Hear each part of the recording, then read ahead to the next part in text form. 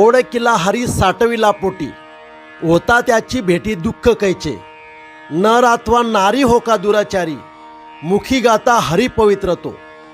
पवित्र ते कुळ धन्य त्याची माय, हरिमुखे गाय नित्य नेमे. काम क्रोध लोभ जयाच्या अंतरी, नाही अधिकारी ऐसा येथे. वैष्णवांचे गुह्य काढिले निवडणी, एका जनार्दनी हरी बोला. श्री संत एकनाथ महाराज अभंगाच्या प्रथम चरणात सांगतात, ओळखिला हरी साठविला पोटी, होता त्याची भेटी दुःख कैचे. ज्याने ईश्वराला ओळखून हृदयात साठवला आहे, त्याची भेट झाल्यावर दुःख कसे होणार. श्री संत एकनाथ महाराज अभंगाच्या दुसऱ्या चरणात सांगतात, नर अथवा नारी हो का दुराचारी, मुखी गाता हरी पवित्र तो. नर अथवा नारी असो किंवा पापी असला तरी मुखाने हरी असे म्हटल्याने तो पवित्र बनतो. श्री संत एकनाथ महाराज अभंगाच्या तिसऱ्या चरणात सांगतात, पवित्रते कुड धन्य त्याची माय, हरिमुखे गाय नित्य नेमे.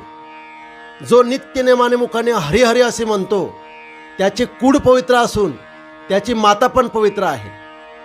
श्री संत एकनाथ महाराज अभंगाच्या चौथ्या चरणात सांगतात, काम क्रोध लोभ जयाच्या अंतरी, नाही अधिकार ऐसा येथे. परंतु ज्याच्या अंतकरणात काम क्रोध लोभ आहे, तो तेथे अधिकारी नाही. श्री संत एकनाथ महाराज अभंगाच्या पाचव्या चरणात सांगतात, वैष्णवांचे गुह्य काढिले निवडुनी, एका जनार्दनी हरी बोला. श्री एकनाथ महाराज म्हणतात, वैष्णवांचे गुह्य असणारे हरीचे नाम त्याने शोधून काढले आहे, म्हणून तुम्ही हरी बोला. श्री संत एकनाथ महाराज हरिपाठातील पुढच्या अभंगाचं चिंतन ऐकण्यासाठी श्रीकृष्ण महाराज या यूट्यूब चॅनलला सबस्क्राईब करून ठेवा. असेच पुढील अभंगाचे चिंतन तुम्हाला ऐकायला मिळतील. रामकृष्ण हरी.